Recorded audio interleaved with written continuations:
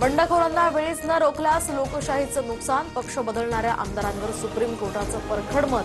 विधानसभा अध्यक्ष सुप्त राजकीय विचारांमुळे अपात्रतेची प्रक्रिया रखडवतात, कोर्टाची टिप्पणी। अलमट्टी धरणाची उंची न वाढवण्यासंदर्भात मुख्यमंत्री फडणवीसांचं केंद्रीय जलशक्ती मंत्र्यांना पत्र। सांगली आणि कोल्हापूर जिल्ह्यामध्ये पूरपरिस्थिती गंभीर होण्याची शक्यता, मुख्यमंत्र्यांचं मत। महादेव मुंडे हत्या प्रकरणात एसआयटी चौकशी होणार, ज्ञानेश्वरी मुंडेंनी भेट घेतल्यानंतर मुख्यमंत्री फडणवीसांचे पोलीस महासंचालकांना आदेश।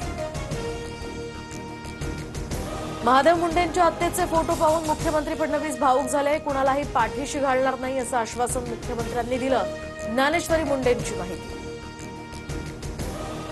पुणे पार्टी प्रकरणी रोहिणी खडसेंचे पती प्रांजल खेवलकर यांच्यासह चौघांना 14 दिवसांची न्यायालयीन कोठडी।